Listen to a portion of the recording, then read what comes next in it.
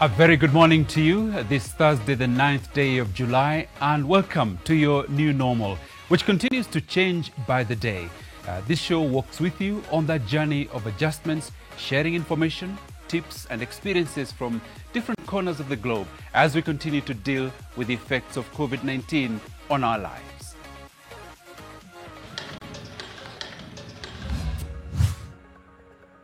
New apartments can't find tenants, some landlords are slashing rent to retain current tenants, and auctioneers are busy as borrowers default on mortgages. The real estate is in a state of crisis.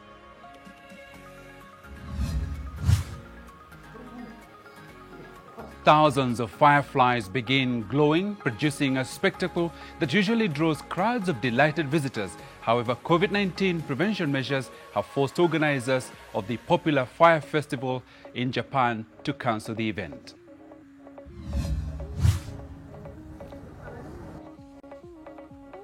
A few South Africans in the less privileged areas are grateful for the coronavirus as it has opened a door for them to get decent housing.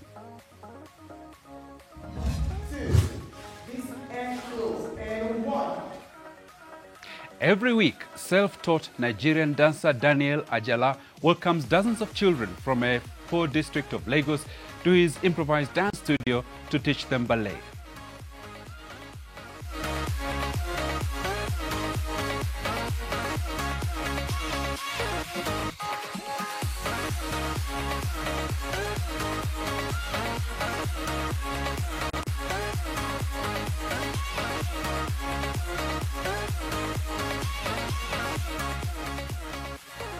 And this morning, we're asking you, what adjustments have you had to make regarding your house, office, or land as a result of COVID-19? Please reach us with your comments and contributions. Our hashtag is New Normal. So all that's still to come. But first, a quick update on the state of the new coronavirus around the world.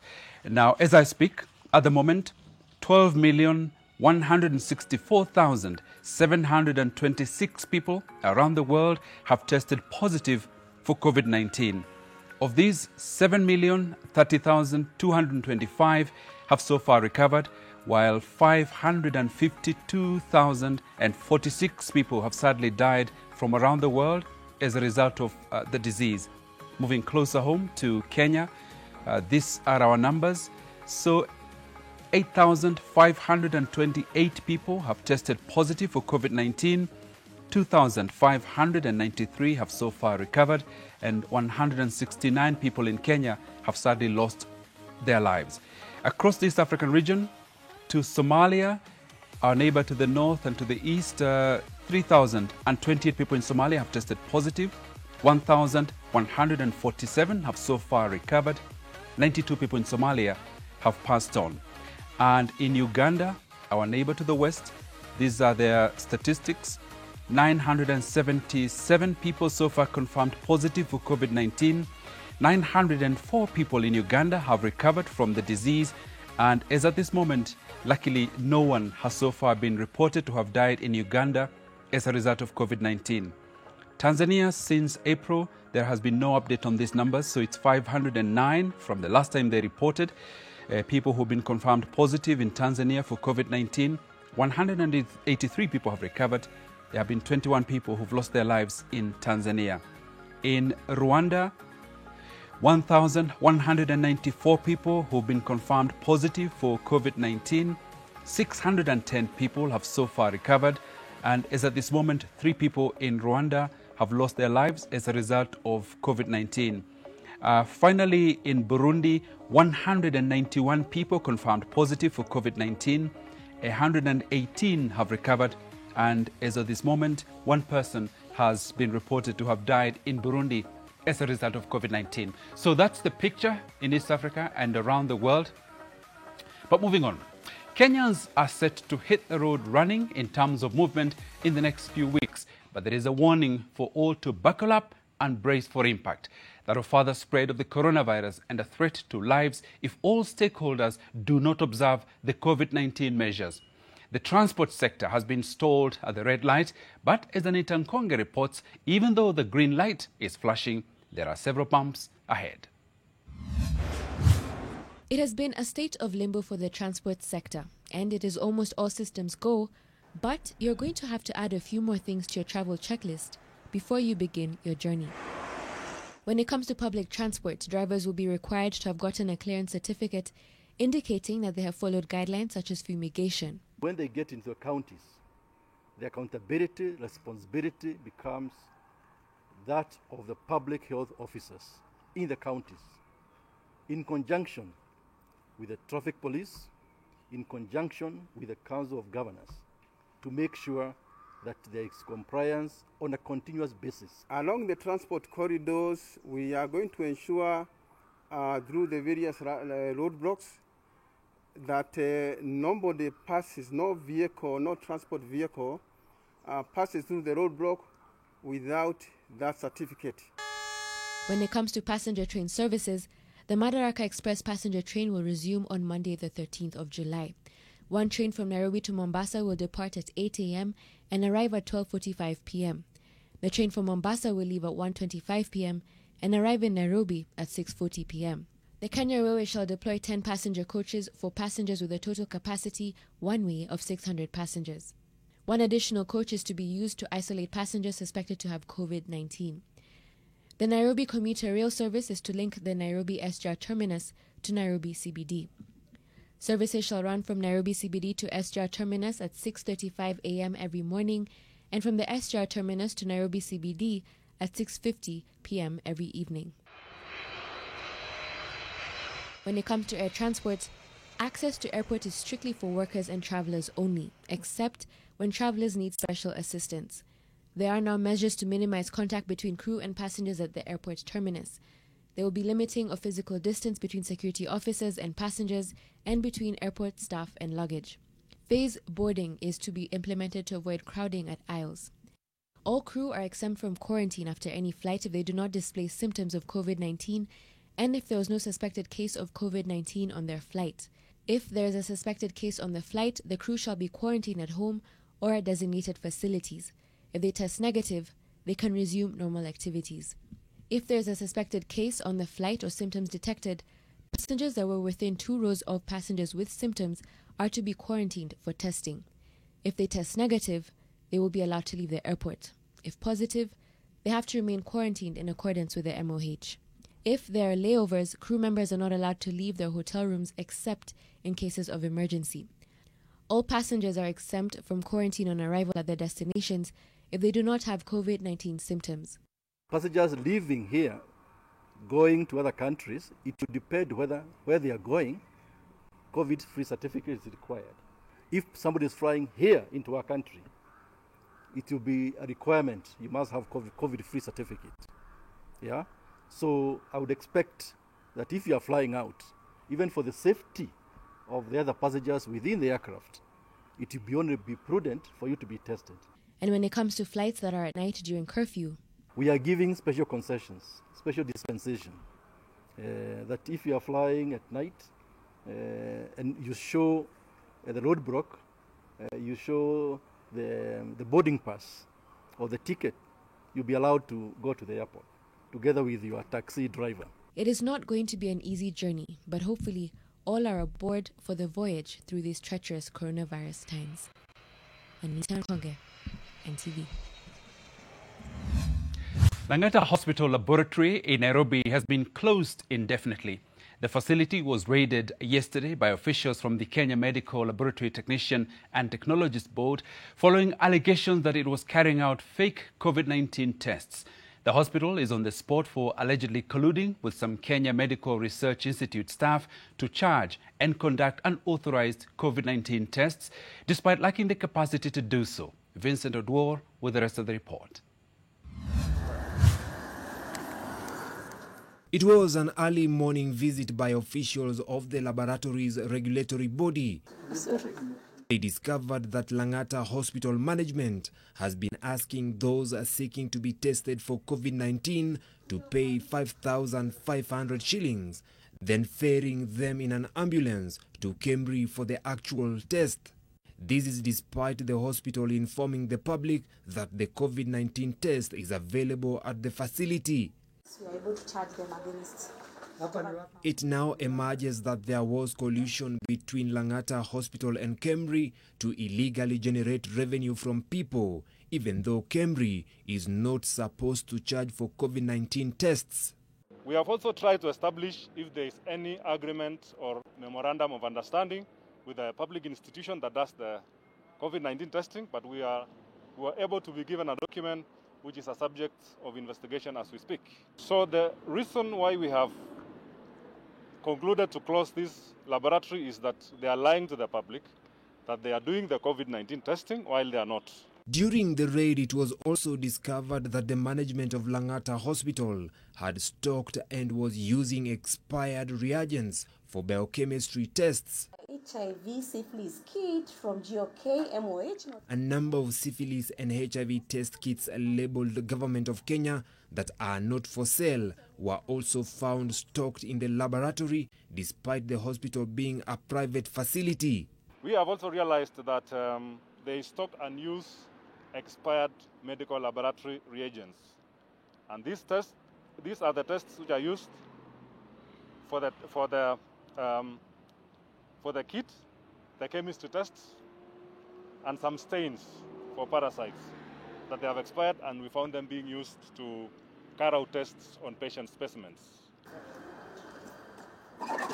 The director of the hospital, the chief operations officer, laboratory manager, and the lab technologist were arrested. The four are spending the night in police cells as investigations into the matter continue. Vincent Odur, NTV. Education Cabinet Secretary George Magoha now wants schools to refund any fees paid by parents for the period schools have remained closed. Now, this order could be a challenge for some schools which have been conducting virtual lessons. Magoha says any fees paid for the second and third terms must be refunded or carried forward to next year. Let us be realistic here. The first term's fees was spent and it is lost. So don't even think that we are going to sit down with you to waste time saying, oh, there were 10 days in first term. That one is not going to be there. Second term was not there. So somebody who had paid for it in advance should be refunded. If there are issues that happened in any particular school that requires that the parents and the teachers sit down together with the head teacher, and he convinces them that, you know, this is what I did, I want you to help me approve it. Then you discuss it and approve. Otherwise, everybody expects that the fees for first term, are we together, will have to be paid again because it was almost complete. Second term, if you had paid earlier, it will be refunded to you, or it will go into account for the second term. Yeah. And third term. I don't know why Kenyans are very complicated people. It's simple and straightforward. Yeah. If for any particular reason there was a calamity, for example, in the school, and the head teacher had to do something that required you to endorse, he will sit down with you and agree. The COVID-19 pandemic started as a global health crisis and has now triggered severe economic repercussions around the world. Today, we turn our attention to commercial, residential, retail, industrial and hospitality sectors to see how the pandemic has affected real estate. That I think everybody needs to pick up is about what happens, what is going to happen in the next 6 months, what is happening now. As consumers of real estate, there's a way the COVID-19 has already impacted those who are paying mortgage or those who are paying rent. So the conversation we all need to have is, how do we move from here as a tenant? Is there a way that you're communicating to the owner of the property you're occupying about where you're going from here? If you've lost your job, are you quiet or are you talking about this with the owner of your property? As a landlord, who is initiating this first conversation about what is happening? Are you going to be discussing with your tenants the delay in rent, or if there's any cushion that can be provided on both ends so that you can have amicable ongoing relationship? If no conversation happens, then you're going to have a conflict. Let me just say, for people in the real estate, especially tenants and landlords, that is where there is a big hitch. I believe the tenants have the humanitarian heart. They would really love to help their tenants survive the pandemic, but then again, there are those who depend on the rent. It could be their only source of income. So just like the employees who've lost their work, their jobs, and all have gotten pay cuts, the landlords also have to survive. It's a tricky situation. The real estate has always been perceived as a preserve for the old pensioners and seasoned business people. But the real estate sector is quite large.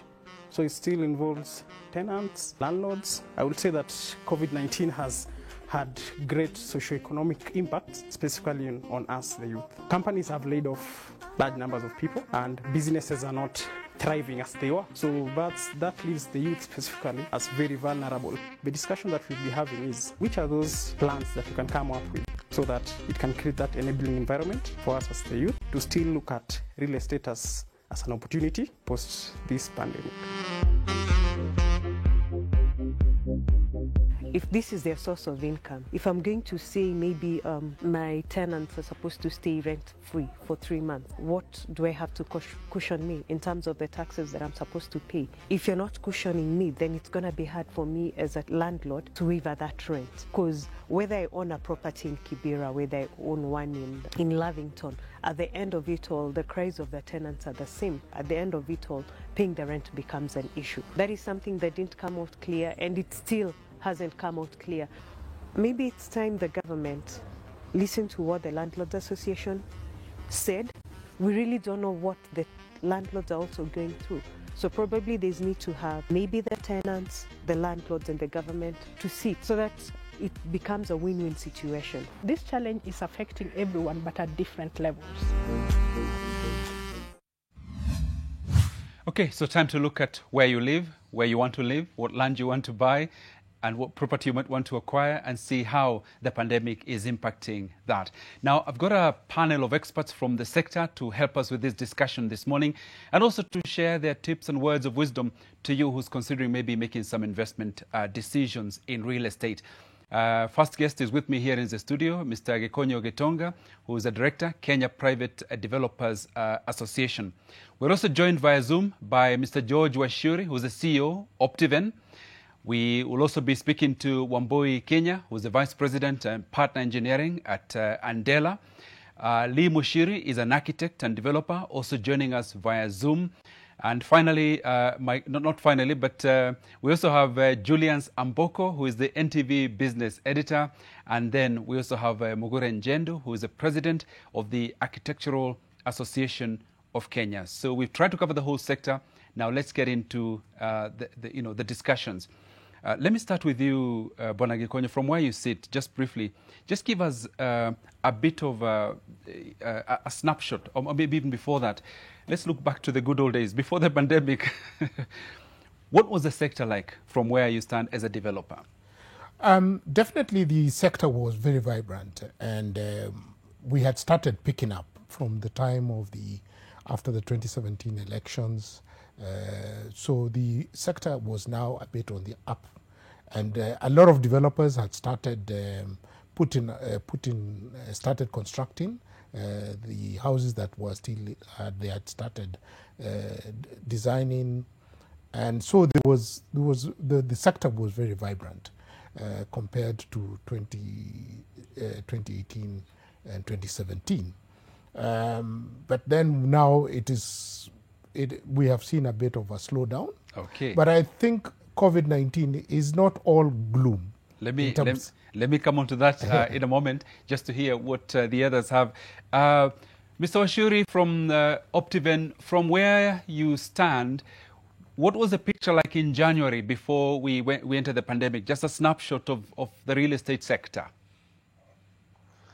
Wow, my name is George Washuri. The sector was, as Gitoga said, was coming up so well. And of course, remember that time we were stable politically. There was handshake, and everybody was smiling until this COVID came. So it was very vibrant.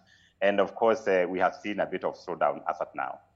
Okay, thank you very much. And same question to you, Mugure, as from an architect's point of view. Where were we in January? It seems like a whole long time ago now. All right. So as mentioned by the two previous speakers, yes, we had shown a bit of improvement, particularly coming out of the end of last year. Maybe just in comparison, quarter one of this year had about an increase of 4.3% as compared to last year, 4.8%. So we may not have been doing exactly the same as last year, 2018, but there was definitely an improvement from December to January. And again, we were looking forward to a profitable year in the real estate industry. Okay. Lee Mushiri, same question to you. What was the picture like earlier in the year before COVID? Okay, this is what happens with real estate. Usually you have your dips when you have politics comes into play. So 2017 hits you, then it usually goes up until you get to a peak somewhere in between. Real estate is about confidence in the economy, and so one of the things which happens is that people feel like they have money in their pocket, so they can do big capital projects. Whether you're building your house, whether you're investing in a new business, and so on and so forth. So it is always the first one to be hit whenever there's uncertainty, and unfortunately the last one to recover. Because now people get... So COVID has really hit real estate because everyone now wants to have more liquid in their pockets. No one wants to put their money in a project which will put in all their capital and tie it for a long time. Okay, thank you for that. Let me come to you, Wamboi. We brought you on board for a very different reason. You're not a developer nor an architect, but you've had the experience of having to exit real estate, if I may say so, and move your company from physical offices to virtual. Now, what was the situation at Andela before COVID-19? Sure, thank you.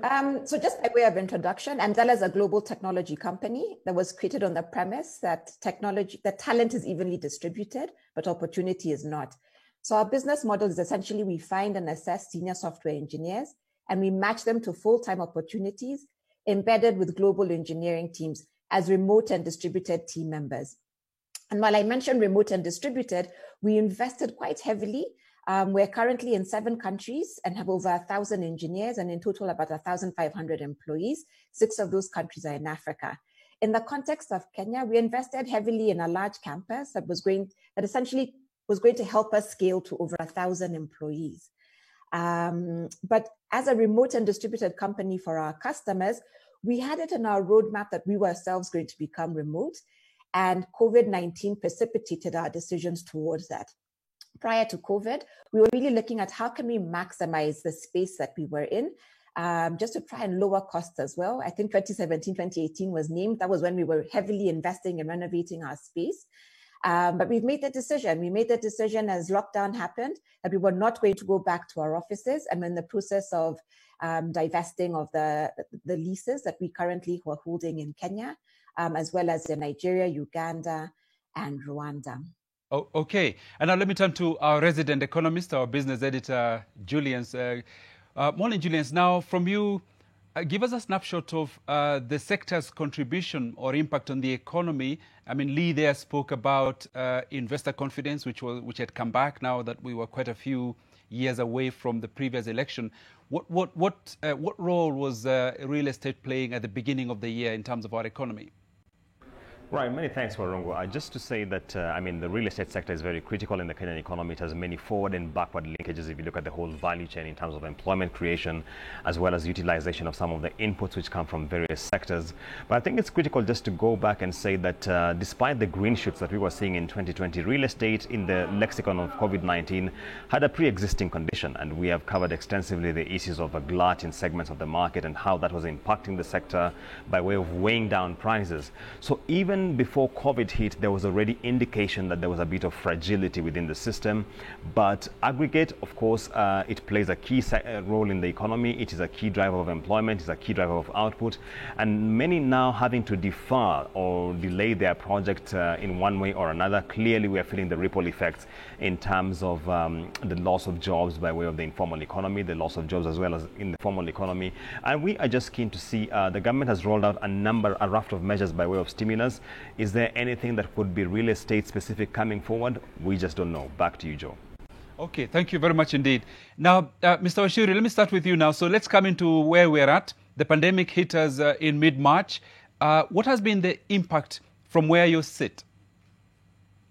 Thank you. I think one of the things that we have experienced is that, of course, we are not able to work from our offices. So we have moved our offices to the sites where we have projects. If you have a project in Kiambu, our people are there. Kitengela, our people are there.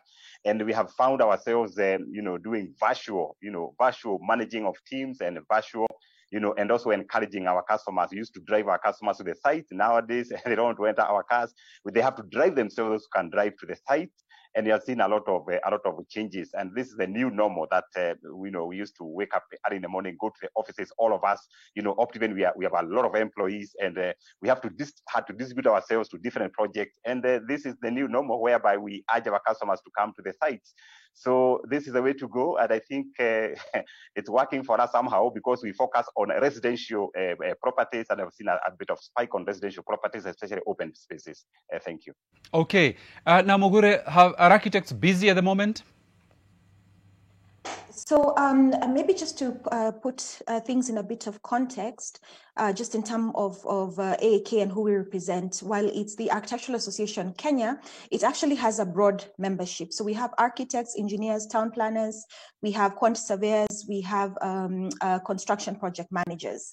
And we are really, when we look at the effect of business from our end as consultants, we're really the front end in terms of seeing the effect of what will happen in the industry. Because when you start off a project, you first see an architect, you first see a planner for a change of use. We did a study as AAK to built environment professionals back in April, just when COVID-19 hit locally.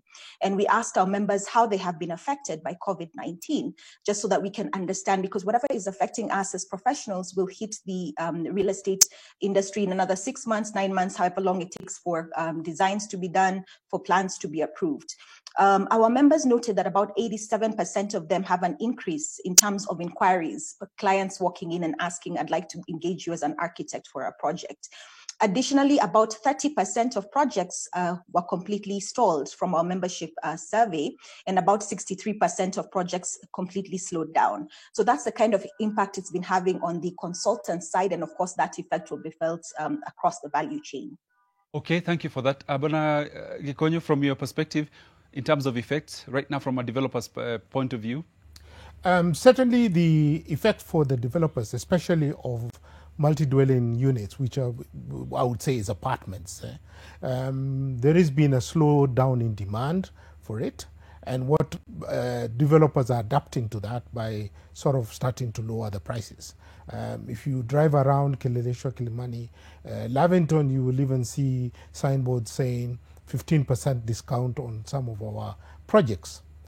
However, on the other flip side is that now, because of the new normal, people knowing that you have to have an office and work from home, you want to have some little green space. You want to live in a suburb where there's some public space or a place where you can go and jog and walk around.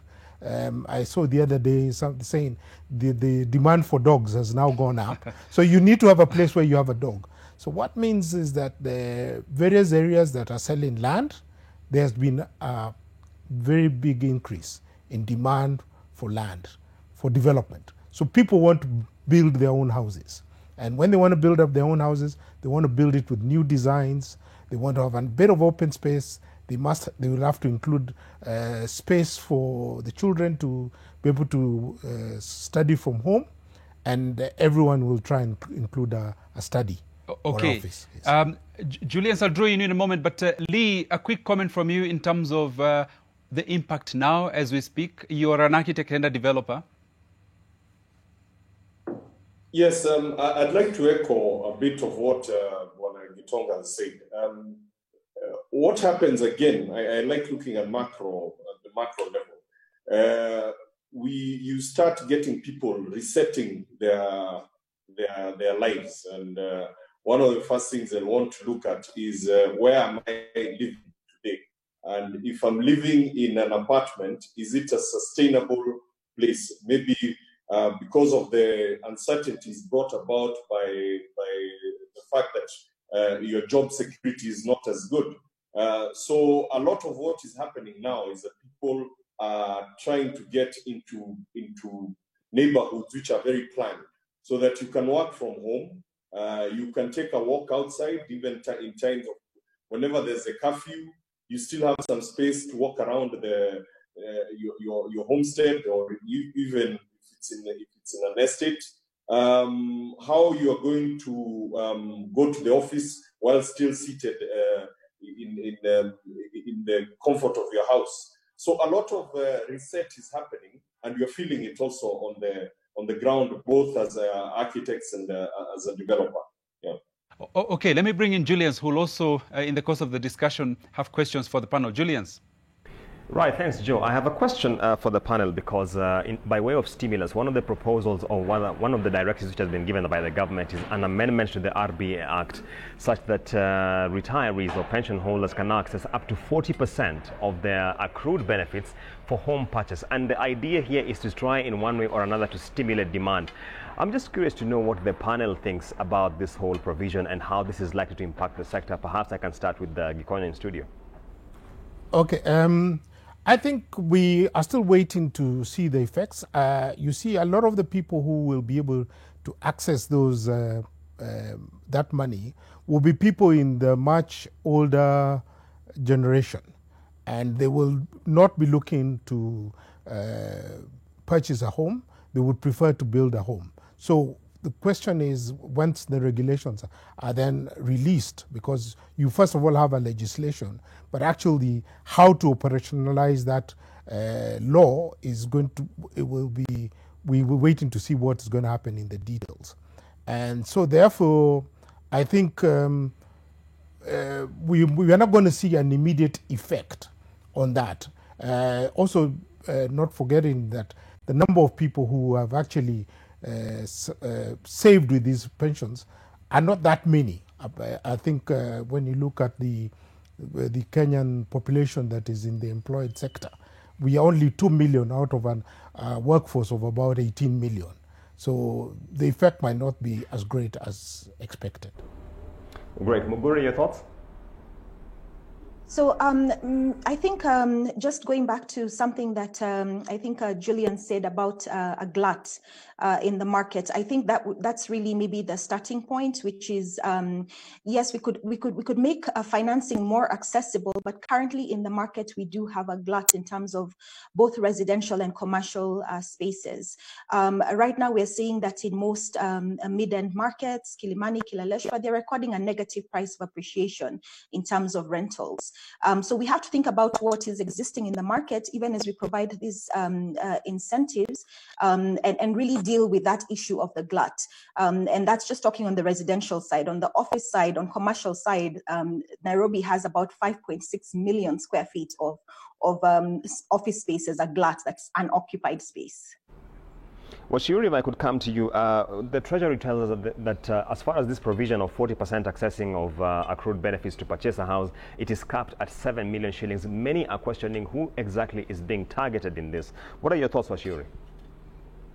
I'm thinking that given that what Gitonga was saying, that people are now preferring green spaces, we might see an increase of even this older generation wanting to have a retirement home within Nairobi metropolis. And for us, you know, we are having projects within Nairobi metropolis. And as Mr. Gitonga said, that we have seen quite a number of interest visits, inquiries, and even people doing their houses as we speak during this particular COVID. In fact, some are making fun that they have now time to do and inspect their own homes. So this 40%, we anticipate that it will increase demand for people who are going to set up their own homes. And we are happy that we are waiting for this activity to start happening. And of course, also to add that we have seen a lot of people coming up, and we have seen banks giving people some leeway, some moratorium, whereby if you're doing your own home, they are extending the moratorium for especially customers that are setting up their homes. But of course, you have to request. We have seen this a lot in our projects. Bwana Mushiri, if I could come to you, one of the questions I've been asked by many Kenyans who are looking at this legislation is that it only focuses on those who want to buy. What about those who want to construct? Do you think the purview of this should be widened for those as well who want to construct? Just to elaborate on that a bit, this is a problem with the kind of solution which is coming out. It only addresses the supply side of things. It does not address the demand side of things. If you look at the people who want to construct their own buildings, indeed, there has traditionally been a problem in, number one, sourcing the land and going and constructing yourself. So if you really want to look at this as a stimulus program, you need to look at both sides of the scale. Real estate, again, like I said earlier, is a game of intensive capital outlays. So the only people who, and one of the biggest problems is that our traditional financing model for projects has been from commercial banks. Now, so you're lending short and medium term money for long-term projects. So there's a mismatch. The only way you're going to bring this, you're going to really stimulate that, is if you bring the big money into real estate. And those, the world over, from pension schemes, SACCOs, people who have saved.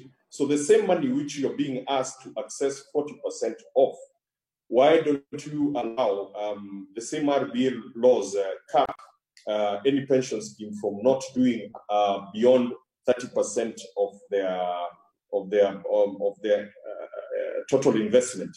So what if you are to increase that, say, for example, to 50%, that would have a much bigger, and you give the same members priority to be able to access. A lot of the pension schemes are even larger than a lot of the banks in the country. So that's in my opinion, that would be the best way of unlocking that stimulus, so that the same guys are able now to go ahead and construct their own homes and also be able to participate in large planned neighborhoods. Brilliant thoughts there, Mushiri. We have a lot more burning questions, but for now, let me hand over back to Joseph Orongo. Yeah, thanks, Julius. Wamboi, I'll come to you in a second. But first, there have been delays in the handover of housing units in the first phase of affordable housing plan, casting doubts over the government's ability to meet its target of delivering 500,000 affordable housing units by 2022. However, the State Department of Housing and Urban Development says the program is still on course, with about 130,000 housing units approved for development so far. Victor Kiprop reports. For a long time, decent housing has been beyond the reach of many Kenyans. A country of 47 million people, we only have less than 25,000 mortgages. That is the extent of how broken the system is. 3 years ago, the government raised considerable expectations in the hearts of many Kenyans when it announced plans to put up 500,000 low-cost housing units. To date, we have approved over 130,000 housing developments to private developers. This is on private land with private capital, and these are houses that are going to come up all over the country. But nearly a year after the government announced that the first batch of the affordable housing units were ready, it appears not even one unit has been handed over to the public.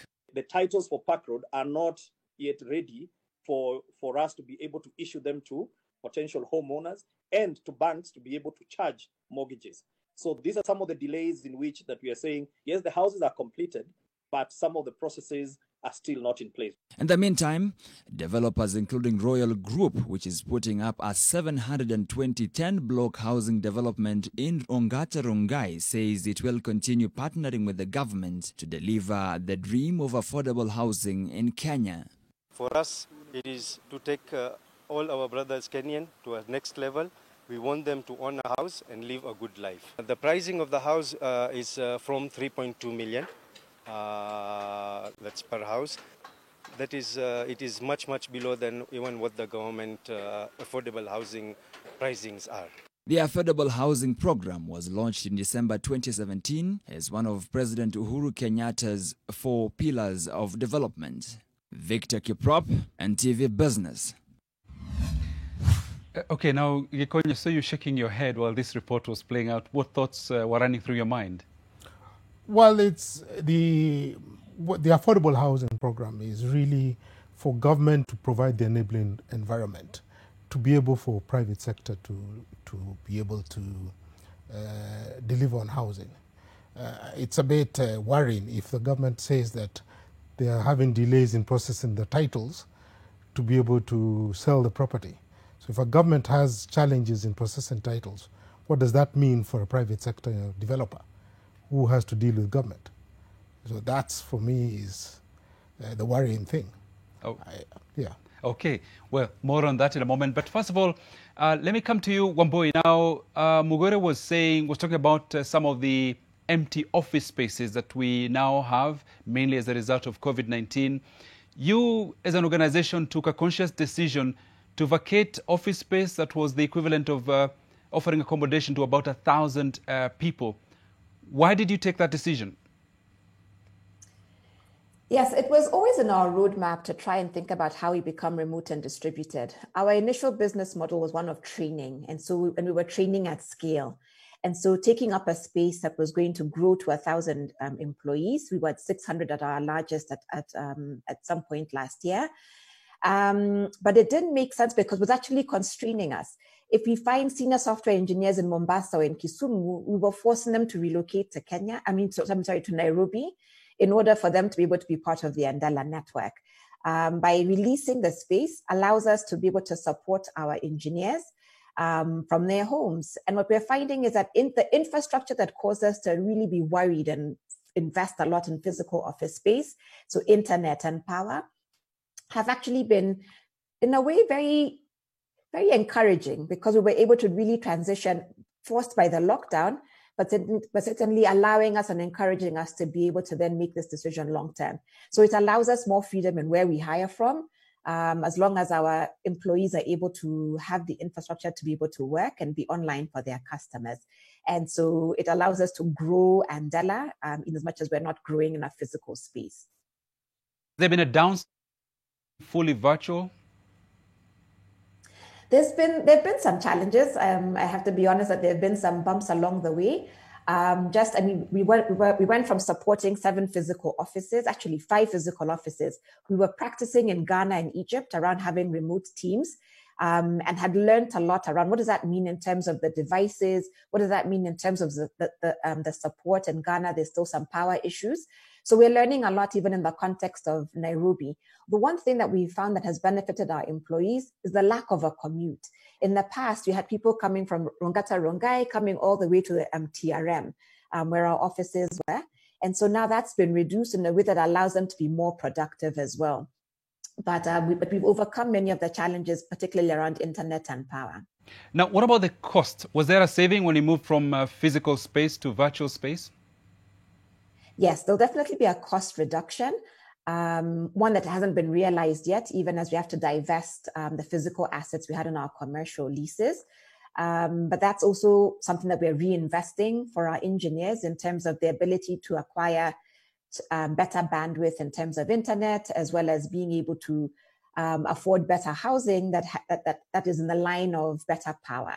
In the cases of Nigeria, we've had to think about that in the way of stipends around generators and diesel for the generators. So we're using some of that investment towards ability to support 1,000 remote engineers as opposed to 7 physical centers. Can you foresee a situation where you might be forced to come back to physical offices? Not really, only because it's working. And it's working in a way that coronavirus forced also our customers to rethink how they work. Where I could potentially see us maybe taking up some physical space is if there is maybe a customer that is asking for a team to be physically co-located, Or what we've done in Ghana and in Egypt is we've actually found partnerships with co-working spaces where our engineers can choose and self-select to be able to go work in a co-working space. And then that creates a little bit more flexibility around how it is we're choosing to either scale or retract our actual physical footprint. Okay, Wambui, thank you. Stay with us for a moment, but over to you, Julians.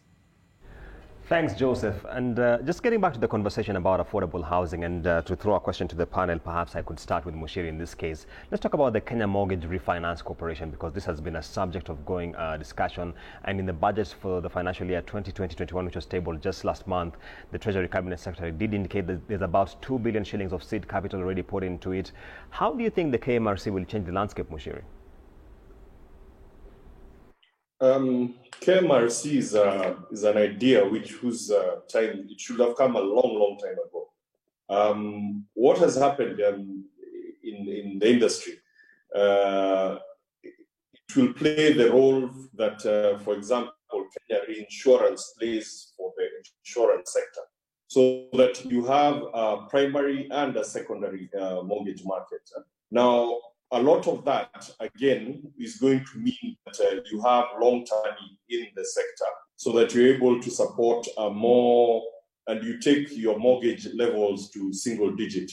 We had just mentioned, Gikonyo had just mentioned that the fact that a country like this one of ours has only 25,000 active mortgages, whereas countries like South Africa, for example, easily have 10, 20 times the number of mortgages that we do.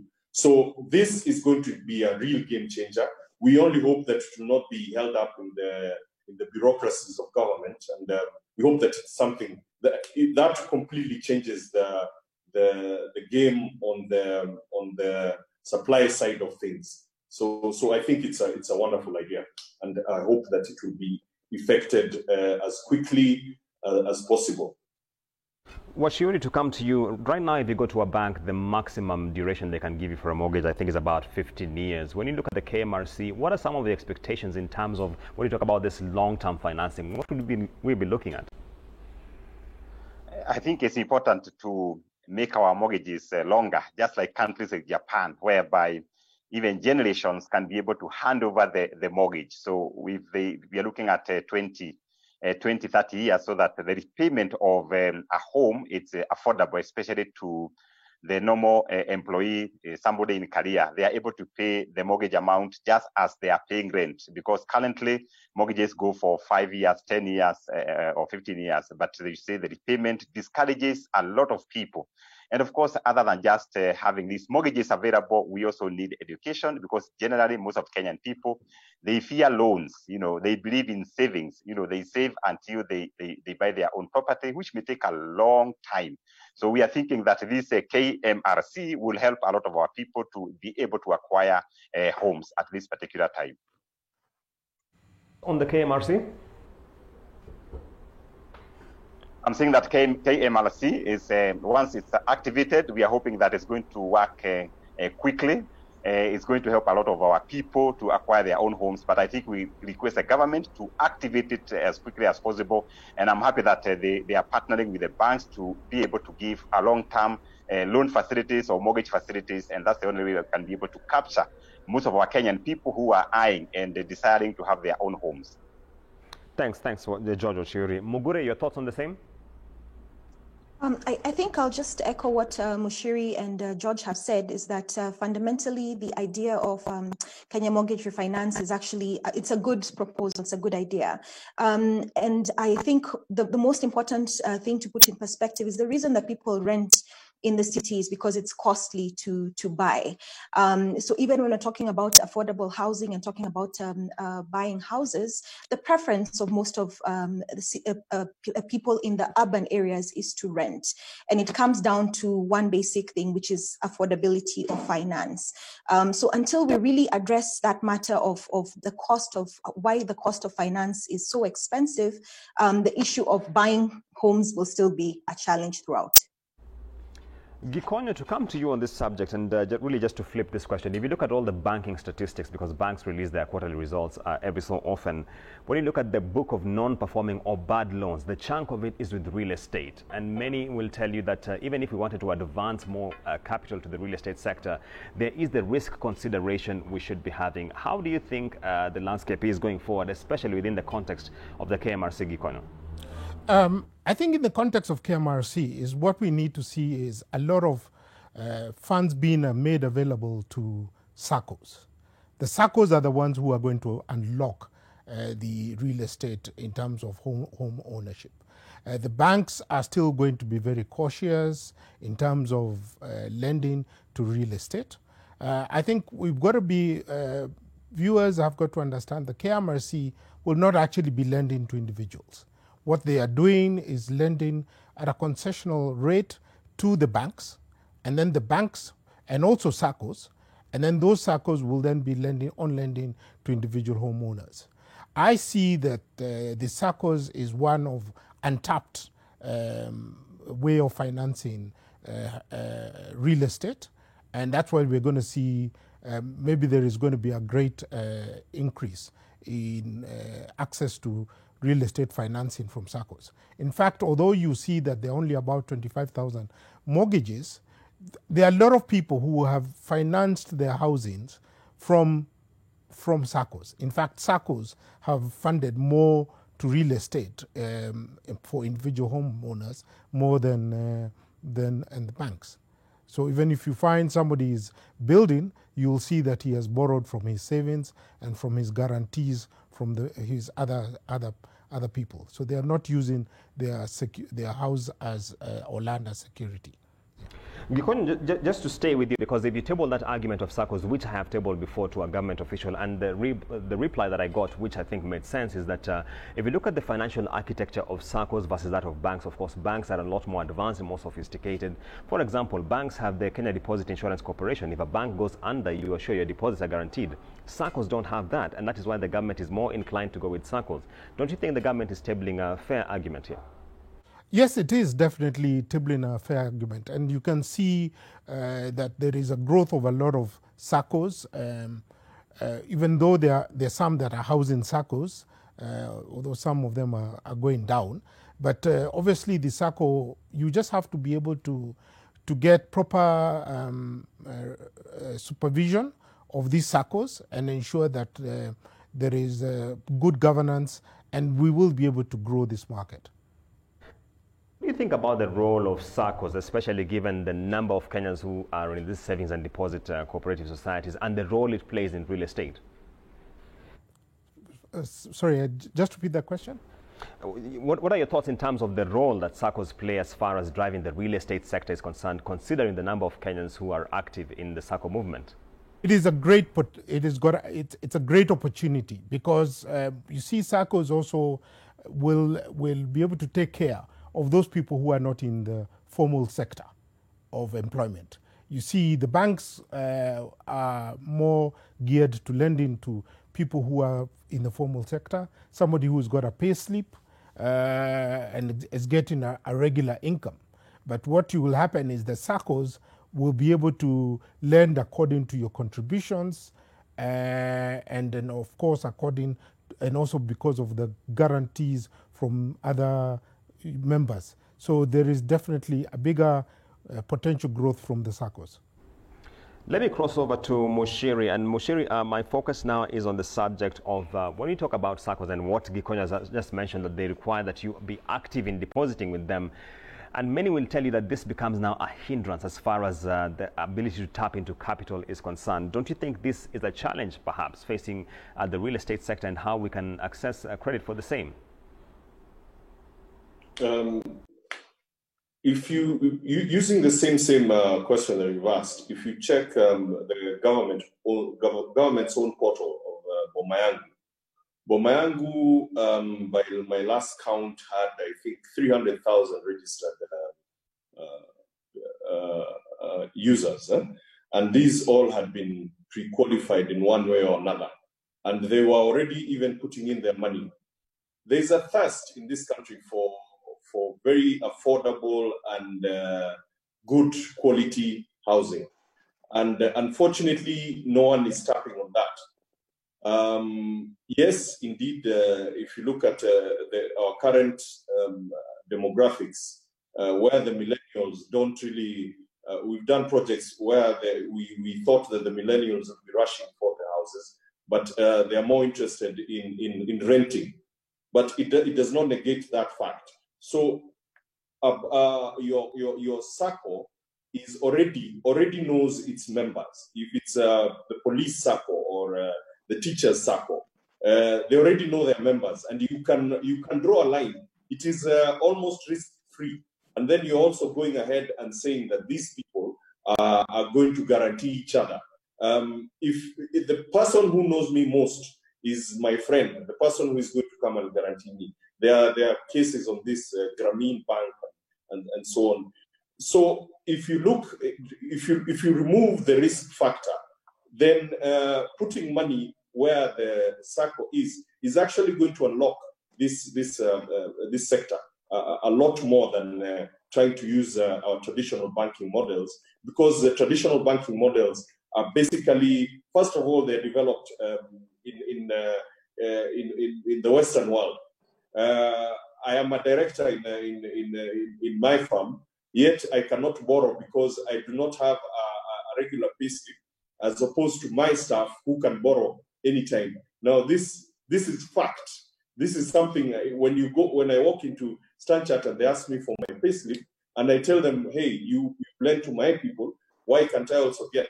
And it's a problem. The banks simply are not attuned to going into this mortgage market yet, and the SACCOs already have a very good working relationship with whoever, with their own members. Many thanks, Muchiri. I have to hand over back to Joseph Warungu, but when we come back with me, I'll be asking questions on rental yields. Warungu, over to you. Okay, thanks, Julius. Now, Wambui, just before we let you go, when you are moving out of your physical offices, now normally for commercial properties, there are long leases that tie you down. What was that experience like? It's currently ongoing, but certainly one where I think, as the earlier introduction mentioned, a lot more landlords are going to have to think about what it is the terms are, given companies are also struggling in terms of what is possible. And so we've began the conversations. For many of our locations, we were coming up on our lease terms, and so we're just able to provide the notice as required. And so that's how we've dealt with it, and sort of allowing the time, because of coronavirus, to also think about how it is that we're slowly divesting of our assets within our commercial leases. There are instances where you've been forced to sit out the notice? In some locations, yes, we have, but they were all within 2020. So at least we're on the path towards releasing the spaces.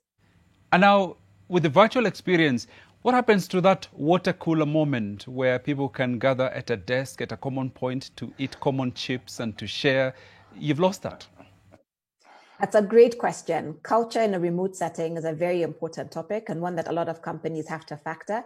Even as they go back into the office, it's not going to be the same in terms of who's in the office and how it is that they're gathering. There are a lot of tools out there that allow for you to create your virtual water cooler moments, but also really encouraging your teams to create the spaces to be able to still meet, to gather, to have fun, to be able to get to know each other, and as much as even productivity continues to increase. So a very important thing that a lot of companies have to really consider. And we keep talking about the future of work. The future of work is here. And how it is you create those moments of serendipity for your employees has to be intentional. And that's something that Andala is also helping a lot of our customers learn how to do. Okay, and from an employee point of view, is this good for them? It's good for business, but is it good for them? Sure. I mean, it comes with its trials and tribulations. Our teams certainly miss each other, but this is also forcing our teams to get to know who else exists in terms of being a really stellar software engineer that's not physically in Kenya. How do I get to know my other engineers that are in Egypt, and how I'm creating better intentions? But certainly, yeah, I think we've all missed each other. I think the lockdown forced us, and by virtue of the being forced to be separate, I think created a little bit of challenge in terms of change. But we've adjusted, and now we've learned how to take the ability to create those moments virtually. Last question for you. In some of the developing countries, there is an argument that if the employer is asking me to work from home, then they need to make some contribution, because then I'm using my residence. I'm actually subsidizing business because I'm using my residence as an office space. Your experience? Yep, another good question. And that's something that we're actively working through to get a better sense of how do we make it possible for someone to create the space that allows them to work and be productive within their home setting. For many people, this was not something that they'd ever considered because they knew they physically could go to an office. By being able to let go of some of our physical assets, we've been able to have our employees be able to acquire or to be able to take on some of the, whether it's the desks or the chairs or the devices we were giving anyway. But we will have to think about it a little bit more, and we continue to work on what does that actually look like for an incoming employee and how they think about setting up their space. Wambui, thank you very much indeed for joining us this morning. You have a good day and stay safe. You too. Okay, now we'll take a short break and we'll be right back with this conversation after the break.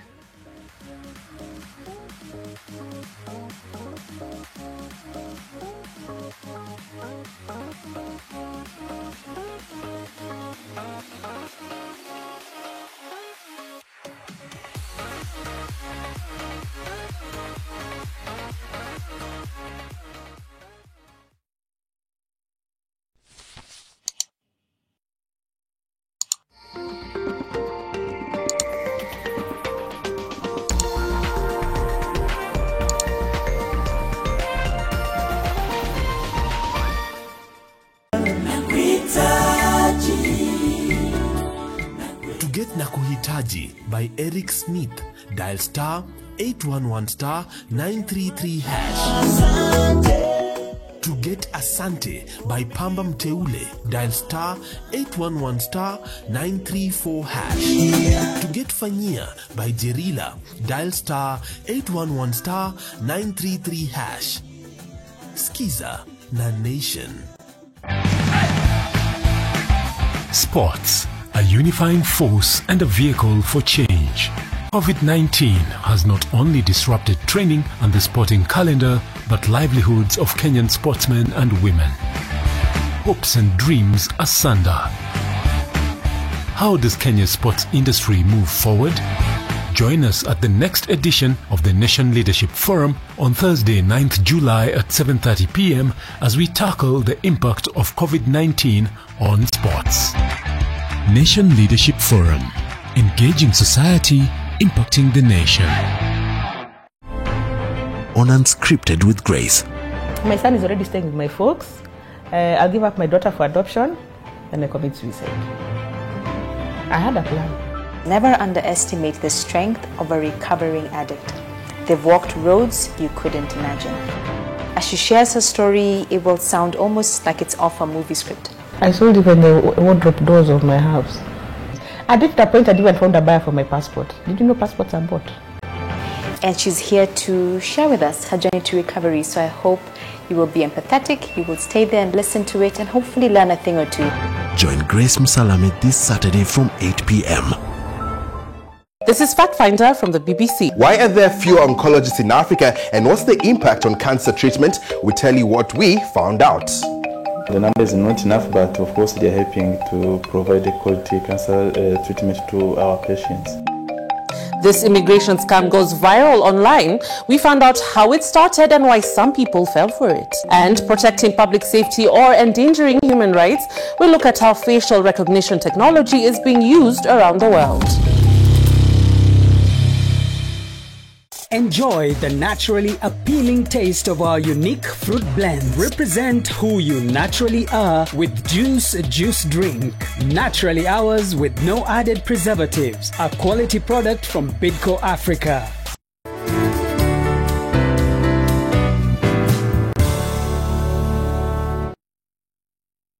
In partnership with the Ministry of Health, let's join together in following the set protocols.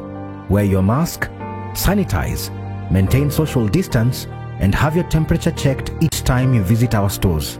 Naivas saves you money.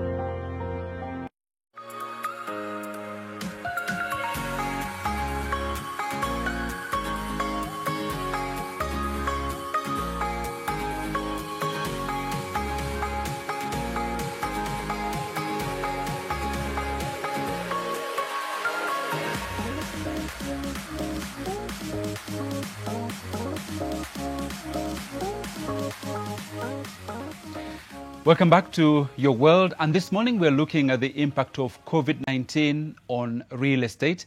And in the discussion, we have a panel of experts. With me here in the studio is Gekonyo Gitonga, who's the director, Kenya Private Developers Association. We also have Mr. George Washuri, CEO, Optiven. We have Lee Mushiri, who is an architect and a developer. We also have Mugure Njendu, who is the president, Architectural Association of Kenya, as well as my colleague and our resident economist, Julian Zamboko, who is NTV's business editor. Now, before we go into that, the iconic IMAX movie theatre, located along Mama Ngina Street in the capital city, is no more, as its assets are set for auction. Ideal auctioneers put out a notice of public auction on behalf of the landlord, who is seeking to recover money from the tenant, Afra Limited. The movie theatre equipment, including retractable seats, projectors, TV sets, and wall-mounted speakers, among others, shall be sold as one lot. The auction will take place next week on Wednesday at the theatre premises. Arguably the largest regional IMAX 3D theatre, the movie theatre was a favourite for moviegoers, but in recent years witnessed declining revenues due to the advancement of technology in the home viewing experience and on mobile phones. The COVID-19 pandemic has served as the final nail on the coffin. The 20th Century Plaza is being refurbished.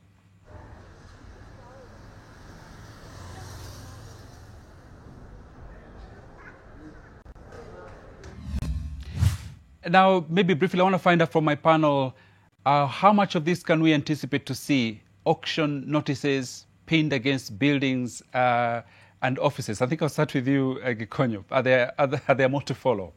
Well, definitely there's going to be more to follow. The challenge for all those landlords who are actually trying to auction these assets is who is going to buy them. Because let's say, for example, like that auction of the IMAX theatre, how many movie theatre operators are going to buy it?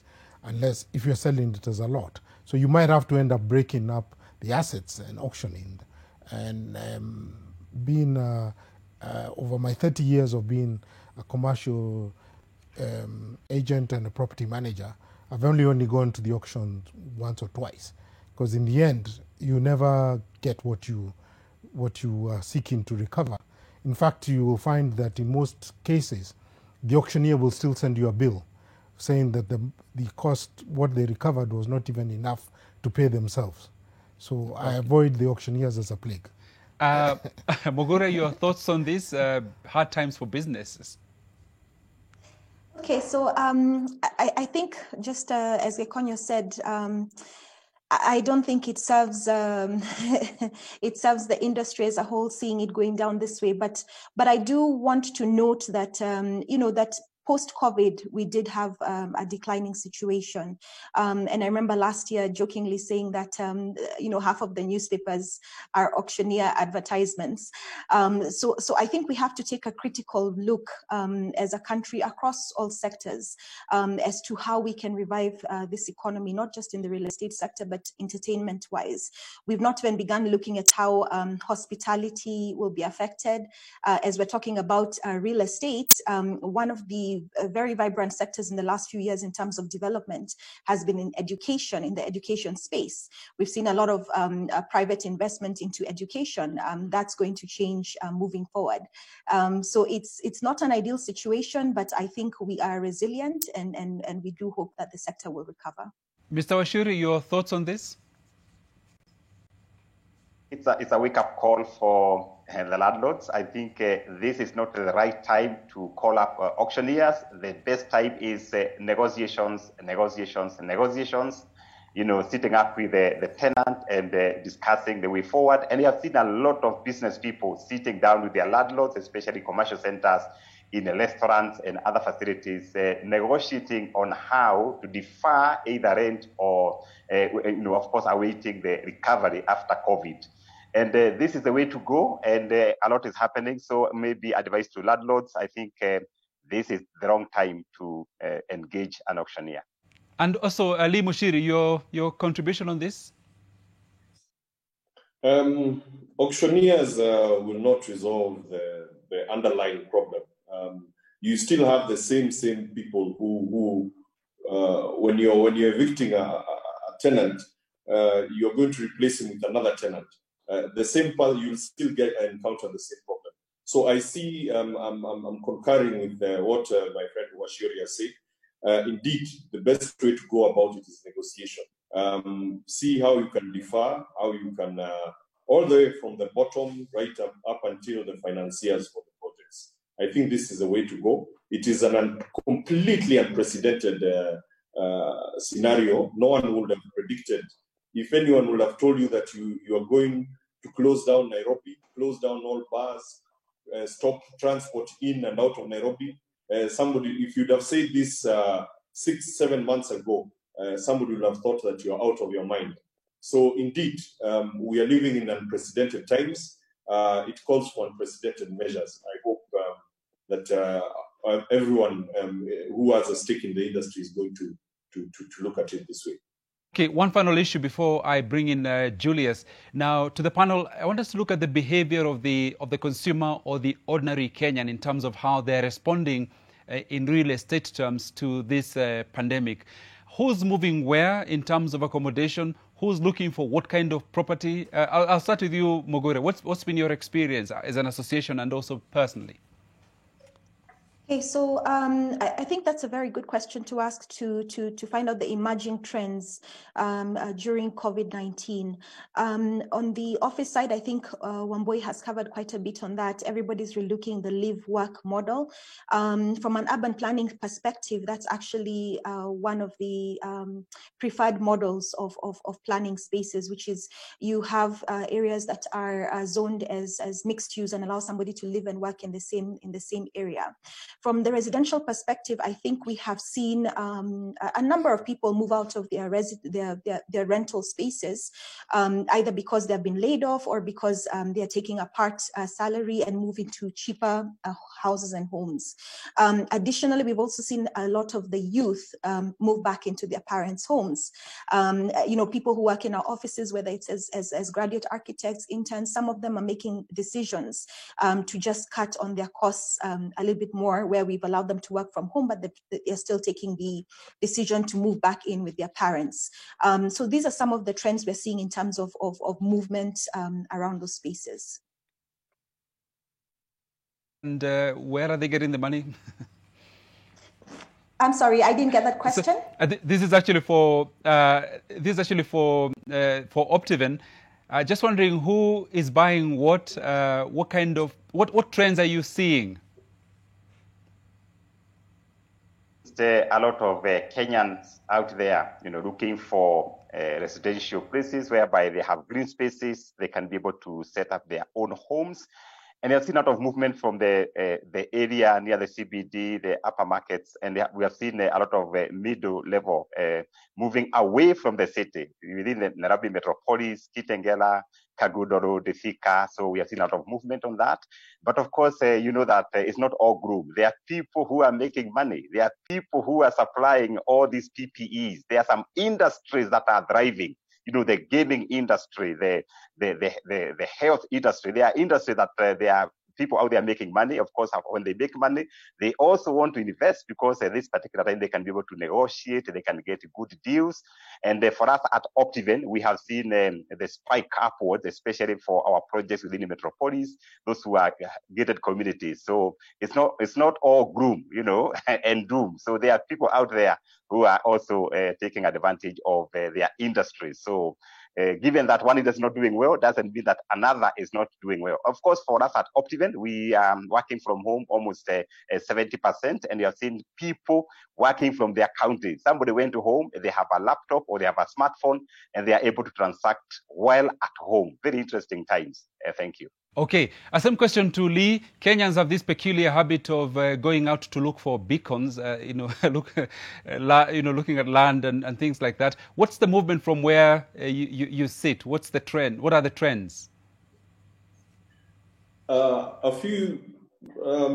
It still happens. I mean, we call it the weekend great migration.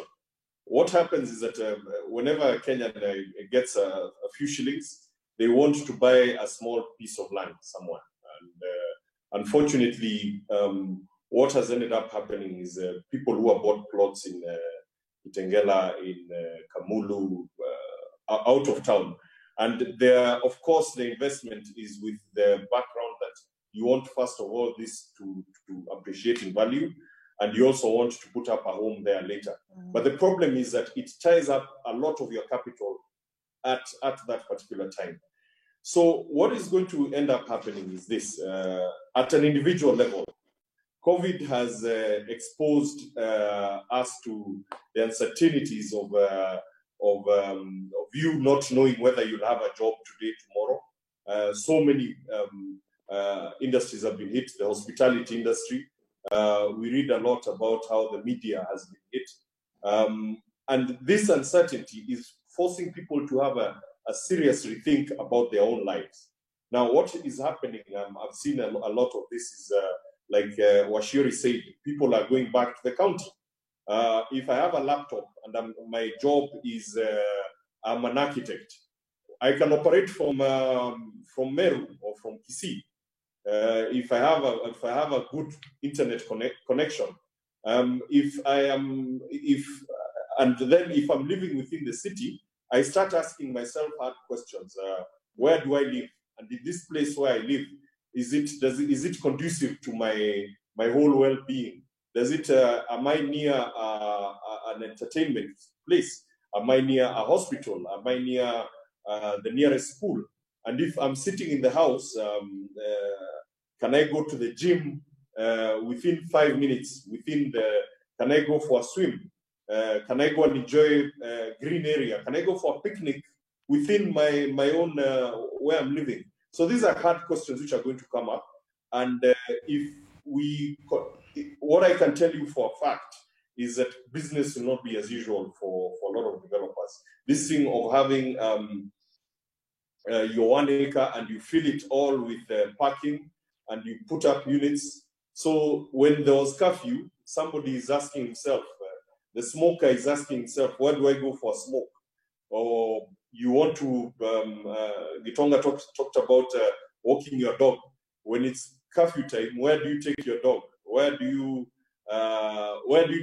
go to ride your bike?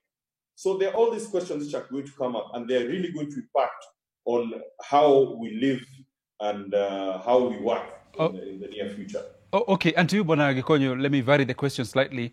For people contemplating building a house, is this a good time? And is it any cheaper than it was before? Well, it's not going to be any cheaper, but what COVID-19 has brought is because of the uncertainty you have about the economy. If you're an employed person, you're not sure about the future of your salary. People are going to be borrow less. They are going to be very cautious before they go to the bank to borrow. So you'll find the people will be building slowly because they don't want to borrow, because the banks are very quick to try and auction you. So you would want to be very cautious before you do that. So that's what people are going to do. I think we're definitely going to see a lot of people building their own houses. As George has said, and I have clients, places like Tatu City and places like that, you'll find that they have seen an upsurge in demand for vacant and service plots. So people are going to demand good quality infrastructure, and I think that's what the government needs to focus on. How do we provide good infrastructure? If you're you want to invest in Kitengela, Kamulu, all those places, you want to ensure that there is proper infrastructure, good roads, ensure that there is schools that are nearby. It's going to change the landscape, especially even for retail.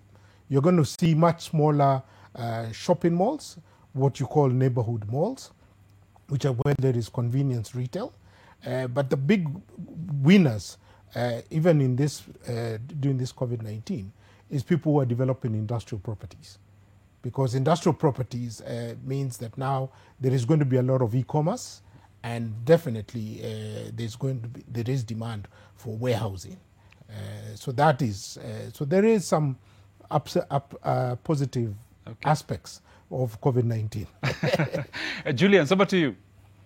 Thanks, Joseph. And I want to get back to the question of the story around IMAX. And a very good friend of mine has proposed that perhaps it is an opportune moment for players in this real estate sector, particularly the banks in the mortgage industry, to think about a distressed asset management company. And we have seen this, for example, in 08 or 09 in the advanced markets, whereby we create a special purpose vehicle which absorbs all these assets and unwinds them gradually, because what happens right now is that we have everyone unwinding and the prices are really subdued. I'm just curious to know, if I could start with Mushiri, what are your thoughts about this, and perhaps what's the way forward?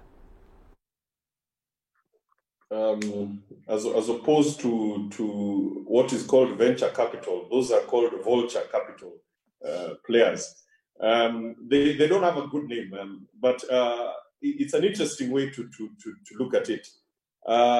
Whenever there is any depression, there are people who make money, and those ones who make money are the ones who have a lot of liquidity. So indeed, there is going to be a market for this. It is. I know that there are players in this particular market, but it comes with its own challenges. Especially of being viewed as in this social media age as somebody who preys on people who have built their own empires, and so you're busy becoming a vulture capitalist. So it has its pros and cons, and it indeed would be a good way to go. Where you go get in, you restructure whatever was being put in place, and you release it out long term. But also it means that you have to have very, very good quality, very high liquidity ratios, and also have patience in releasing whatever you're taking up. Mugure, just to come to you and really to counter what Mushiri is saying, Mushiri, I'll come back to you on that note, is because if you look at the regulations of auctioneering in Kenya, it's very clear. You cannot sell a property at anything below 75% as the forced sale value. So either way, there's a safeguard for whoever is unwinding this property. Mugure, what are your thoughts on this proposal of a distressed asset management company? I think, Gillian's, just to reflect on what Mushiri is saying, I think the strategy is really, people always view anything that has to do with winding up assets as a vulture sort of a system. However, I do think that if a distressed asset management formulation could be worked out, whereby, as you mentioned, that you start looking at resolutions that are more subjective per se, so on a case-by-case basis and not subject to what the auctioneers are doing per se. And fundamentally, the reason that it may work at this time is because it's not, we're in irregular times. It's not a regular economy. It's not a regular economy where only a few people are going through this. It's not just a national recession we're in, it's a global recession. So I do think that it may be time to look at that as an option, and I'll just leave it at that. Gitonga, your thoughts? Really, it's an interesting thought. I've never heard about a distressed asset management company. I think what we need to look at is to maybe look at the more positive approach to it. Is why are we going into distress? What is the underlying issues that need to be addressed? And I think that would be a more positive way of looking at it than a distressed asset solution. I don't have much more to say about that. George Washiri? I think there's a very interesting concept, a very interesting idea of a distressed asset management company.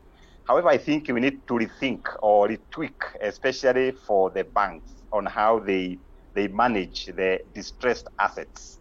You know, we need to see the bank change their way of doing things. They need to rethink either on how to restructure, to discuss with the owners of the assets, and also ask the government to fast track the movement of or availability of money, whereby if Optiven, we have a mortgage with a certain bank, we can easily check out who is lower in the market, and we can be able to move this facility to another bank without incurring a lot of legal costs and other costs. I know the government was working on this, and I think that one would be better for the people who are having these challenges of distressed assets. But of course, very interesting idea, but it requires somebody with big money to be able to buy the many assets that are auctioned out there.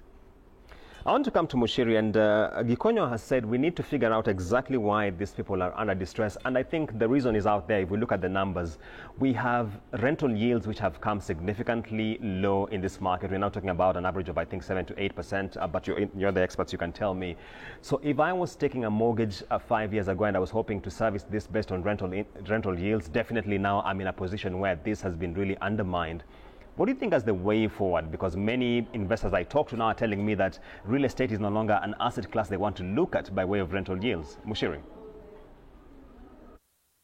A lot of the data out there is data which has been gleaned, and this same program we are participating in. We are talking about Kilimani, Kileleshwa, but if you take a walk out there, go to Rongai, go to Kayole, the rents have still been going up, albeit a bit slower. The curve went a bit, it stopped growing as fast as it was. So indeed, the real estate, what has happened is a correction of the high yields which were there before. Having said that, it's important that we take a stop and look at what the real estate class portends. Now, there is no time at any one time in this country that the values of real estate have ever gone down. Even when we had the post-election violence, land prices still continued appreciating. So it is still a very, very good class of assets, if you ask me. The problem is in now unlocking that the potential that lies within the real estate. So my take is, first of all, is that we all start looking at the affordable market, and secondly, start bailing long-term money for what is essentially a long-term project. This thing of having medium-term, the people who have been traditionally financing real estate projects are the banks. And the banks are not, they'd rather lend to SMEs and businesses because there the returns are more short to medium term. And the problem is that money is the same money which is being rolled over into long-term funding projects. Here is definitely raising some serious questions around the data we have out here by way of rental yields. What are your thoughts? In terms of rental yield, the rental yields in sort of the middle income and upper income areas are low. The question is, why do people invest in it? Why do people invest in such properties? I think there is more investment in real estate in such areas because of the capital appreciation. There is huge demand for the capital appreciation over the years has been great. And people are investing in real estate because when you start looking at different asset classes in which you can invest, do you invest in the stock market, do you invest in treasury bills, or do you invest in real estate? So what you'll find is that most investors have spread their investments across different asset classes. But then a lot of people are then feeling that the best way is also to invest in real estate because it will hold its appreciation, it will hold its value, and that is why there is a huge investment in real estate. I think also, certainly, the other thing is that I think you also need to look at the different age groups. When you look at the people in the 40 plus, all of them believe I need to own a home, and they invest in they're investing in their own homes. But if you talk to the millennials, they will tell you, why should I pay a mortgage?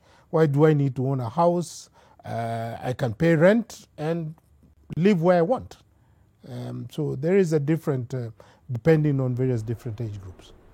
Right, and that point by Gikonyo Gitonga takes us to another short break. We'll be right back with more on this conversation.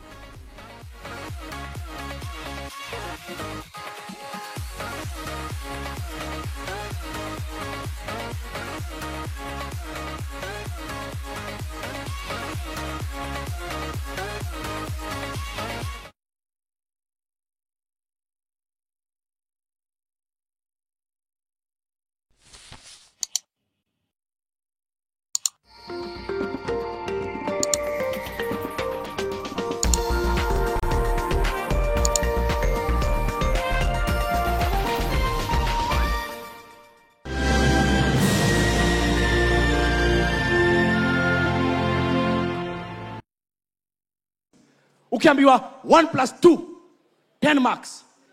Huwezi andika 3. Hebu fanya ujinga, uvae jeans, t-shirt na kofia. Uingie kwa gari, makanga akuitishe fare, umwambie nitakupea tukishuka. Unasikianga? Dondoa moja dere. Wear your mask and maintain social distance always, and sneeze or cough into your elbow. Book your ticket online via iAbiri and use our cashless payment options to play your part to win the COVID-19 war.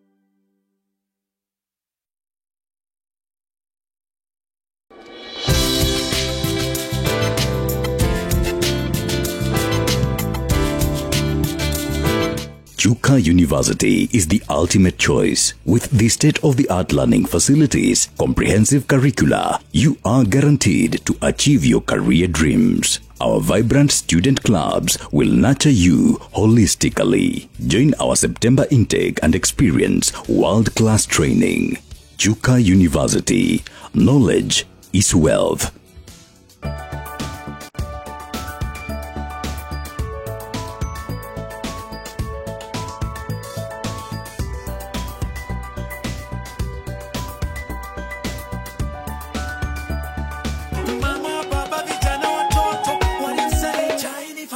Imeshika. Chai yenye quality ya kipekee kwa bei nafuu. Faraja Premium Tea. Imeshika.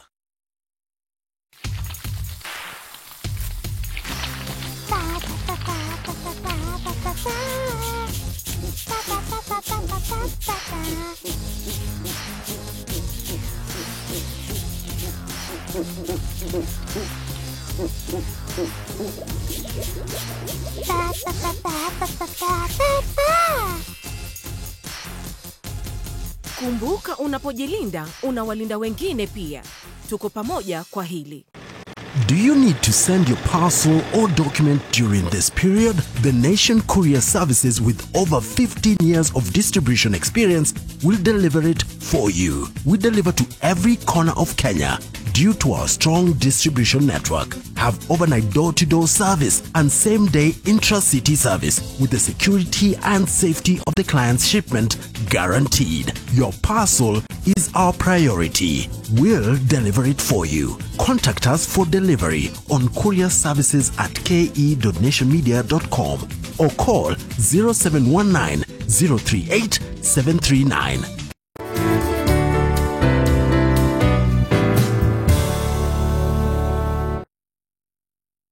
In partnership with the Ministry of Health, let's join together in following the set protocols.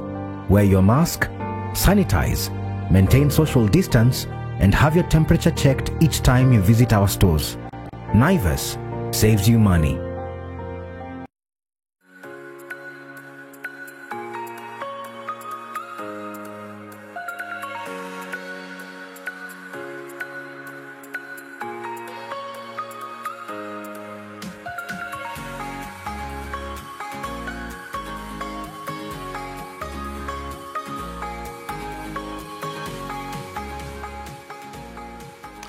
Welcome back. I will press the pause button on your world for a moment so we can take a quick look at what's happening in the other world.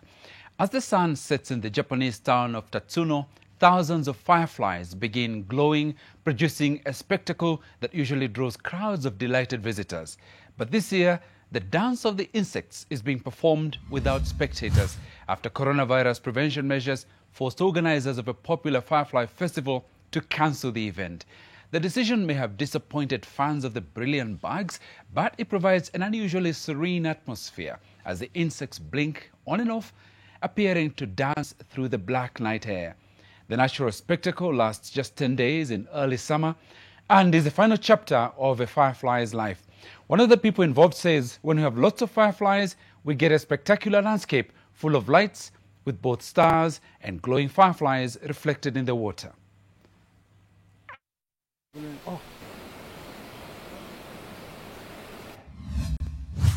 Every week, self-taught Nigerian dancer Daniel Ajala welcomes in his improvised dance studio dozens of children from a poor district of Lagos to teach them ballet. The academy, which Ajala funds out of his own pocket, has 12 pupils aged between 6 and 15. Ajala says from years of understanding and reading about ballet, ballet is for people who have money and are from the high class, because ballet is expensive. So he thinks it's a beautiful art to introduce to his Nigerian people. It actually helps them know that it can be done by indigenous people. This in a bit to help them enjoy what is happening abroad or other places. Into the bar now, face that way, turn you back. End. Good. And reach back as far as you can. As far as you can. Then you go back. Good. And back to first position. 2. In front of you and stay. And go in front of you. Now, on, I'm diagonal. Continue. Again, 2. Good. And 1, 2, 3, 4, 5. Breathe. And Beautiful ballet. Hundreds of drones lit up the night sky in Seoul for a spectacular showcase of motivational awareness messages as the world battles the coronavirus pandemic. 300 unmanned aerial vehicles were programmed to form images above the river, which runs through the South Korean capital. For the eye-catching show, it began with messages reminding people of key COVID-19 precautionary measures. The drones created images of a mask surrounded by coronavirus particles, quickly shuffling to form 2 hands and water droplets against the dark night sky.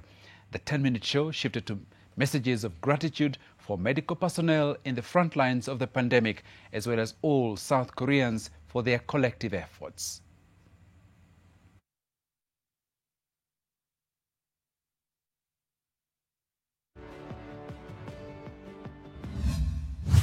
Researchers at the Cayetano Heredia University in Lima developed a rapid molecular test that reduces to 40 minutes the time of detection of COVID-19, adding that this could slow down the contagion. However, the Health Ministry has yet to give its official authorization to mass produce and distribute these new tests.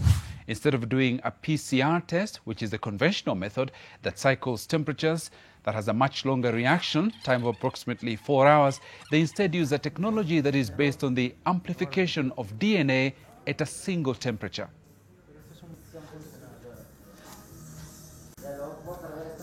Cada uno le hace un proceso de tratamiento con la solución que le investiga.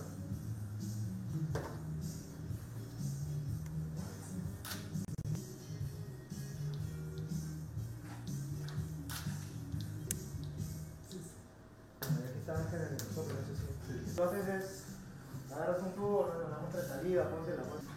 Acá hay un...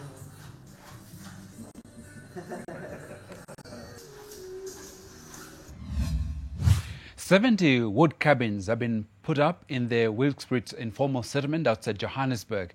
Until recently, residents were living in shacks and old army tents after they were evicted from nearby farmland. This project forms part of the South Africa government's plan to de-densify shanty towns like this one, a project that has been sped up because of the coronavirus pandemic. The government to help us.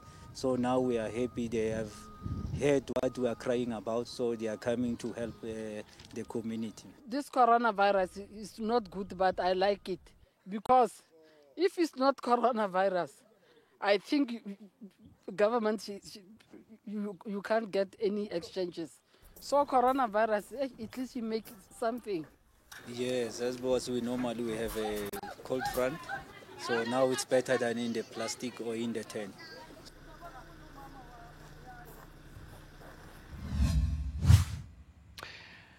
Okay, now some comments from you, and this is what we asked you this morning. We asked you, what are your considerations? What adjustments have you had to make in your house, in your office, etc.? And Bishop Luma says, okay, I had reports that the real estate in Kenya had gone down even before COVID hit the country. Thank you, Lima. And then another one from Adam Mikhail Talam. Surely, if the government has problems acquiring titles to their real estate, how much harder will it be for the private developer? Okay. Thank you, Adam. Reggie Harrison, I will build my own home. Paying rent during this time was the hardest. I've been saving for this project for a while. Okay, Harrison, good luck with that. Robert Lele, estate and property management was a booming business. Optiven Property Farm was among the best real estate agents in Kenya and East Africa. I hope one day Optiven will be mentioned at World Forbes. Okay, good words for you there, Bona George. Now, Julia says there is need to expand the mortgage service to include members of the public not earning big. Basically, it's the rich who can access mortgages. Okay, now let's come back to our discussion with my panel. And I want to start with you, Mugure. Looking at life post-COVID, what have we learned from this pandemic in terms of what is the future house or apartment looking like in your view going forwards? Okay, thank you for that question. I think across the board, we have to rethink how we move. The biggest thing that COVID-19 has changed in terms of how we design spaces is to really focus on the prevention of transmission, which means to look at areas of high public movement. How do we limit the number of people in those spaces? How do we ensure that we have less materials that are subjected to needing your hand to open a door, needing to touch surfaces, and that's across the board, whether residential or commercial spaces.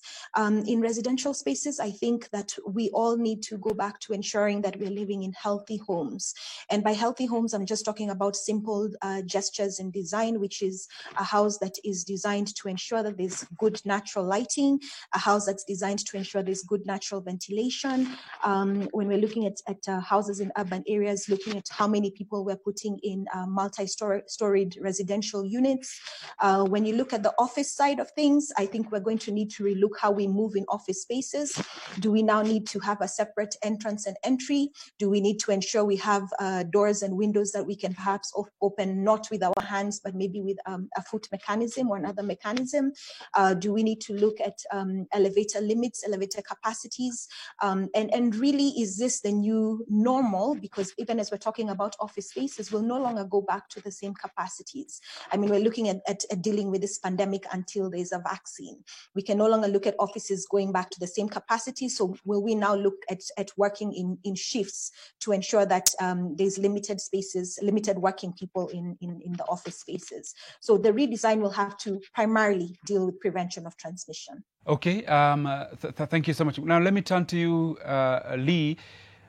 Now, talking about offices, first of all, if we're to observe social distancing going forwards, does that mean we need bigger office spaces? Actually not. The query for offices is that if you check how we operate, even how Nairobi was planned earlier by the colonial government, you had an industrial zone, you had a commercial zone, and you had a residential zone. So a lot of Eastlands, for example, was mainly residential.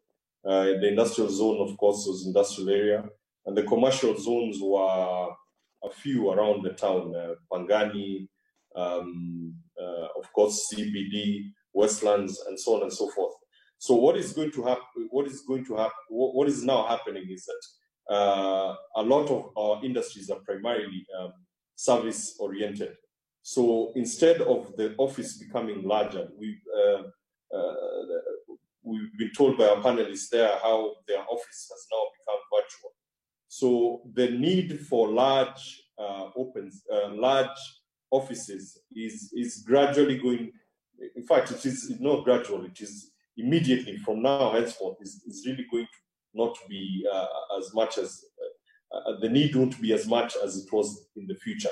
One of the reasons why we are having very big office spaces was also the fact that a lot of our big organizations also wanted to make a statement. We are big and this is who we are. A lot of this is now going to end up going down to diminishing down to people working from home or very smaller offices, which won't even have, you won't even have your own office per se. You go there and you have an open office, and wherever you sit becomes your own space. So what is going to happen, and this is my prediction for the future, is that you're going to have a lot of multi-use dwellings. You work on 5th floor and you live on 10th floor, for example. Smaller offices, smaller units, both for offices and residential, where things which you'd ordinarily have done in the house, you are now taking outside because you also want to enjoy the sunshine. You also want to go and interact with other people. And also the fact that technology is really going to play a huge role in how these office spaces are going to operate. Just 1 year ago, you'd not have thought that we'd have a lot of the virtual meetings that we're having today. One of the biggest growing companies today is Zoom, and we're using their platform for this engagement. So indeed, this is what I see happening in the future. You don't have to fly from here to the UK to meet an investor. You meet with him one-on-one online. So let me come in briefly, Liz. Sorry to interrupt you. I just want to get a quick comment from Mr. Washiri. Looking at people who are buying land and informed by the impact of COVID-19, what's your projection? Might people now be looking for different size of land because of the kind of house that they think now will need to accommodate the experience of COVID-19? Wow, thank you. This is what we have encountered when we are taking meeting people on our project sites, and people asking questions. They are asking, do you have green spaces within the gated communities? They are also asking, can I change my house designs? Because Optiven, we give house designs, and they are saying now it is mandatory for my house to have an office space. So these are the questions they're asking. They're also asking, we do not want to pay a lot of power. Can you accommodate green energy? Can we use solar, maybe 70-80% of my house to be solar? So these are demands coming from the customers who are coming to see our properties. And they are also demanding better infrastructure, that there's good security, there is roads are done, water is there. And that's why we have seen a lot of inquiries from our customers. And of course, you are aware that, customers are moving to these green spaces because of one reason or another. But of course, earlier on, you had asked whether these rentals are going to affect people. I would say that this is a temporary bump, because you are aware that if you read the UN statistics, they are saying that by the year 2050, 70% of global population are going to be in urban areas. That's why we're also looking and urging the government, can we be able to help the private developers to develop the infrastructure so that our houses can also be lower, instead of Optiven doing the infrastructure and loading that cost to the homes. Okay. Thank you so much. Now, Bonagekonya, a different question for you. We're talking about affordability, and the kind of conversation we've had really affects people who have the means. But there are people who are stuck in very small accommodations, people in the lower income areas. So COVID, even in terms of real estate, will still continue to emphasize that great economic, social divide that we've had. Yes, definitely. When you look at the people who in the lower income, they need to live near where they work. And even if you try to decongest places like Mukuru, places like Kibera, they are looking at, if they're working in CBD or working in industrial area, they want to be able to walk to work, because cost of transportation can be quite high.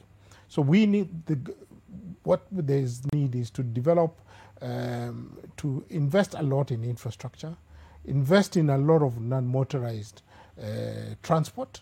As you can see that even within the CBD, there's more improvement, that it is now a bit safer for pedestrians to walk around. And so that is what is going to be able to help these people in the low income areas. And to be able to prevent the transmission of diseases and things like that, there is going to be need for investment in water and sanitation, waste disposal, proper waste disposal, bringing facilities closer to people. How are we going to break up the schools that have 1,000 students and having 5 schools in a neighborhood that will take fewer children. So, and that's what people are going to be looking at going forward. Okay, we just have a few more minutes, so I'll come to each panelist maybe for 20 seconds or so for each one of you to give us your final thoughts. I'll start with you, Mogore. Your closing thoughts. How do we need to revive as we go to life after COVID? Thank you. I think really is just to, we all have to innovate in this market.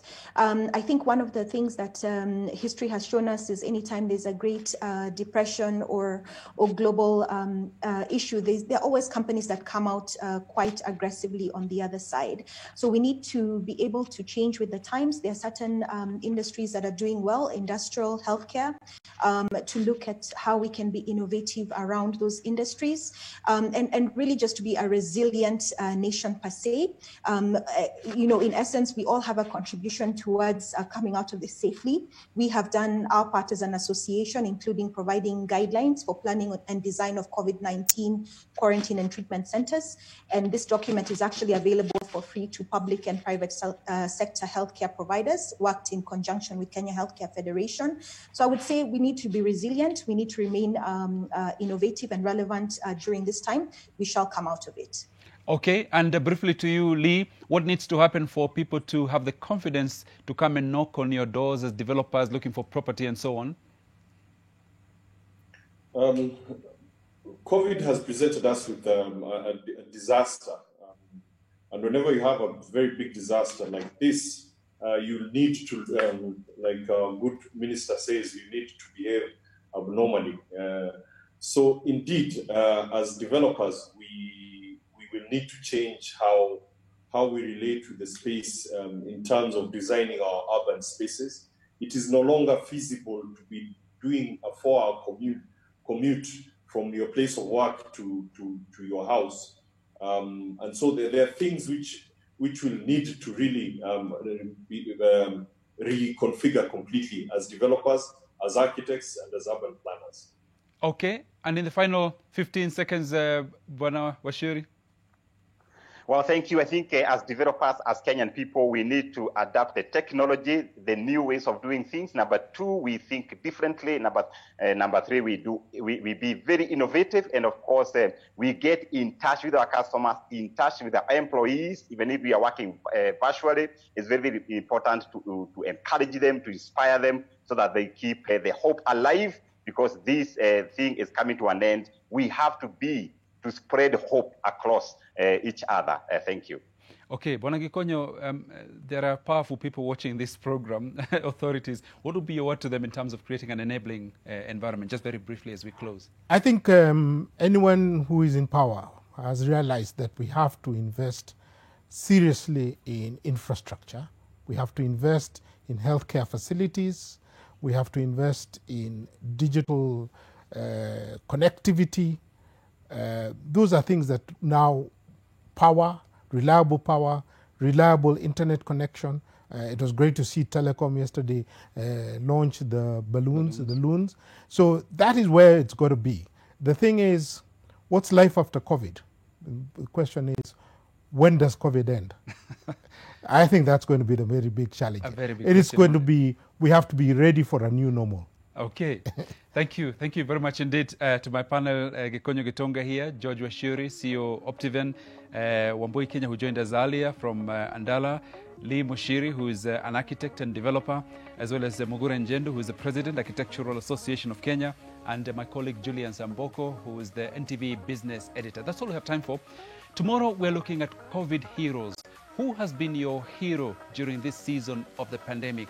Share your name, share your thoughts, and we'll be right back tomorrow with more on that discussion. But remember, we kick off as always at 6:30 in the morning with a very fantastic workout from the comfort of your home under the wise leadership of our professional trainers who are also guiding you from their homes. Thank you very much for being with us this morning on behalf of my NTV crew and team. Asante sana, keep well, stay safe.